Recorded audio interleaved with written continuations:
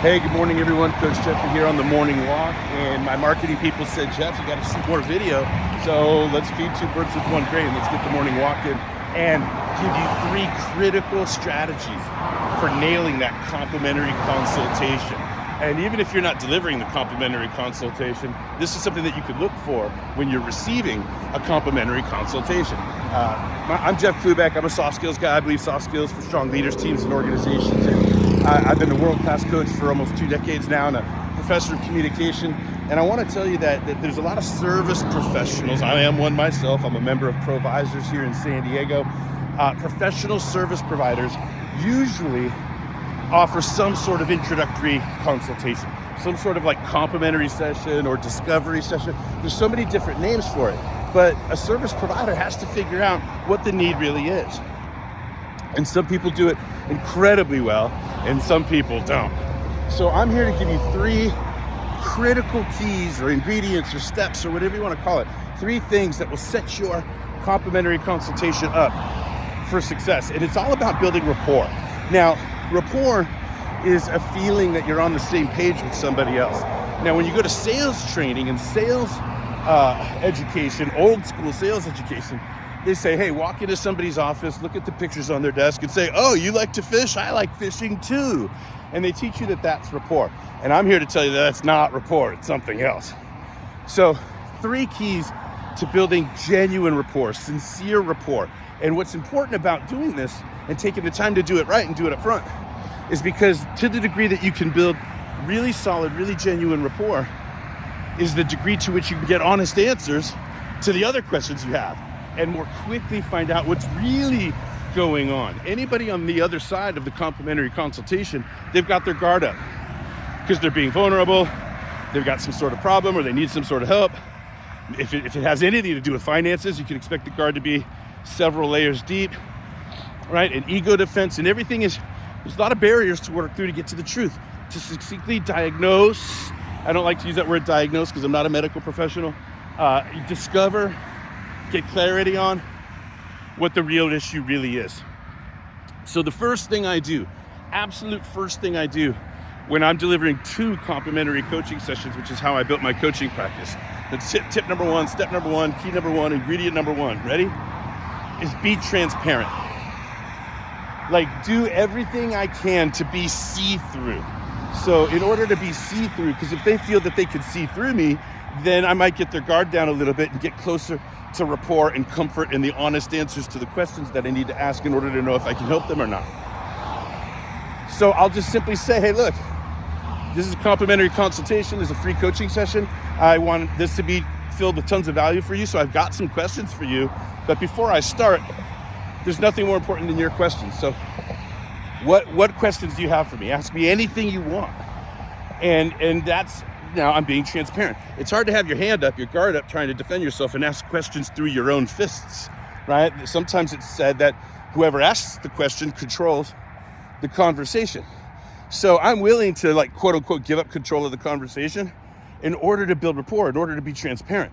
The most control I'll ever have of the conversation is to be in rapport and on the same page with somebody. So why not be transparent up front? A lot of people don't want to be vulnerable. They want to go into their pitch. They want to go into their script. They want to go into their features and how their process. And I'm telling you, the first thing I do is be transparent, solicit all of their questions. Don't move on. In fact, if I'm training other coaches or training leaders on the skill sets of coaching, I actually instruct, do not move on to the next thing you want to do in the coaching session until they literally tell you, nope, I don't have any other questions. So continually, any other questions? Is there anything else you want to know?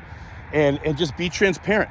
And it's an opportunity, by the way, to get excited about their question, to compliment their question, to demonstrate your credibility being asked rather than boasting. I mean, there's so many opportunities in the answers that you provide. So anyway, there's more I can say about that, and I do in the training and the leadership and the books that I've written on the subject. But let's move on. Number 2.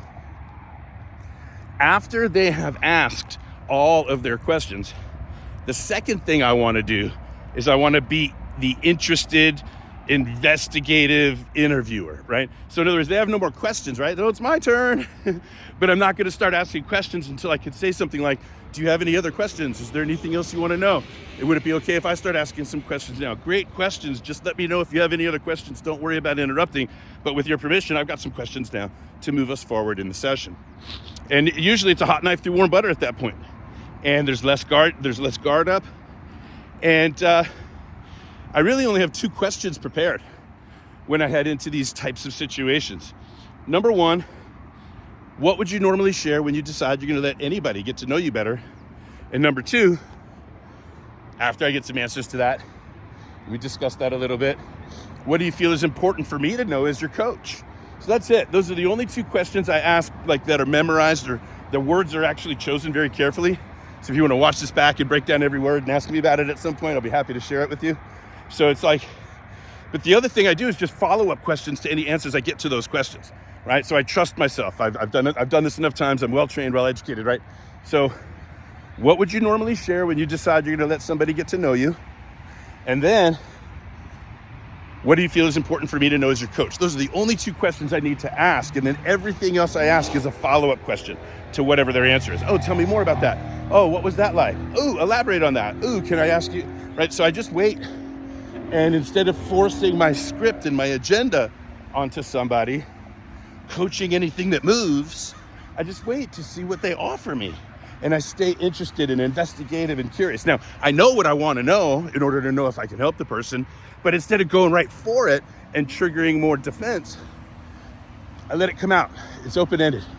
And I also distinguish myself in that moment from anybody that you might let get to know you better from your coach. Remember, that second question is, what do you feel is important for me to know as your coach?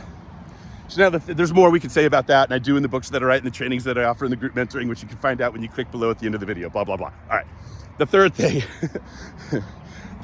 I'm gonna do after I've taken as much time as I need to be transparent, and after I've taken as much time as I need to ask those foundational and then the follow-up questions to when it's my turn to be the interested investigative interviewer, is I want to be a raving fan. So let's remember the context of being in this situation with a professional service provider, or you being the service provider, and they need help. They believe they need help. They believe there's something wrong, or they're missing out on something, or there's some pain they want to get away from, or some pleasure they want to get closer to. So they're focused on a problem, or they focused on a mistake they made, or something's not right. You follow? And they're coming to you for the help. So they're ego defensive, they're nervous, their guard is up, they don't know how much it's going to cost, they don't know how it works. It's too early in the conversation to even get into all of that, right? So we got to keep those things in mind. So the third thing that I'm doing in the process of building rapport is I'm committed to being a raving fan. When it starts right away. Like I'm listening for what I love about the person. I'm listening for what I like about them. I'm listening for what I'm impressed by. So it starts with the questions that they ask me. Oh, great question, insightful question. Maybe it's the words that they use. Maybe it's the memories they recall. Whatever it is, I need to know what I love, admire, respect, appreciate about this person. I'm paying attention to what I believe their behavioral style is, like on a DISC assessment. I'm paying attention to language patterns. I'm paying attention to any beliefs. I'm paying attention to what they might perceive to be what counts as a win, or if there's any like kind of traumas or anxiety that I hear vibrating in their voice. I'm watching their nonverbal communication. I'm setting myself up to be able to tell them, hey, look, we're going to move forward and talk about the matter in a minute. I'm going to ask you what needs to be different. But before we do, I want to let you know what I appreciate about you. And in the process of being a raving fan, I'm going to state in the moment what I like about that. I think you're honest. I think you're smart. I think you're brave. I think you're funny. I think you're witty. I think you're insightful. I admire your experience. I admire your resilience. It takes a lot of courage to come in and share the things you've shared. Whatever it is, I'm not moving forward to talk about the problem until I talk about the best feet forward that we might need to put forward in the face of that problem. So it's important for you as an advisor to let your prospects know what you admire about them and bring that to the surface, because we're going to need to lean on their strengths and everything positive about them to go arm in arm into whatever problem we need to solve for them. And so to recount or reset this whole thing, I'm getting on a little bit of an incline here, right? There's 3 things that I'm going to do that are critical to making sure that my complimentary session, my discovery session, my free consultation, in my case, it's 2 complimentary coaching sessions. We budget 90 minutes for the first one and 60 minutes for the second one. So in my practice, I built it by offering 2.5 hours of complimentary coaching to anybody that hasn't had it yet. And you only get the second session if you like the first one, right? And the very first thing I do in that entire process are the 3 things that I got done telling you about today. Number 1, I want to be transparent and solicit all of their questions. Number 2, I want to be the interested investigative interviewer and ask my 2 key questions that put me in a position to follow up to the information I really need. And number 3, I want to be a raving fan. I want to tell the prospect what I absolutely love, admire, respect about them, especially if those are the qualities that we're going to need when we lock arm in arm and move forward to solve their problem. So it's all under the umbrella of building rapport, but I'm talking about deep and genuine rapport.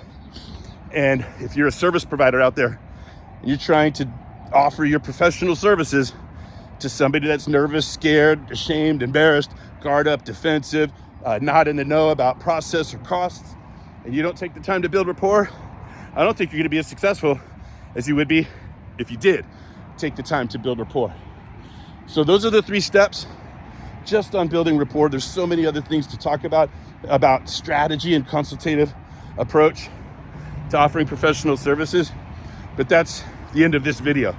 I'm Coach Jeffrey, and if you want to learn more about the group mentoring that I provide for aspiring and emerging coaches and leaders, if you want to get my book, Get a Clue in 52 for Coaches, 52 tips, all about starting and building a coaching practice. If you want to get 2 complimentary coaching sessions for yourself, or if you want to join our membership site for free, where there's a lot of great content, more like this, then just click below or read the notes below, and my video people will be very happy. All right, have yourself a great day. We'll talk soon.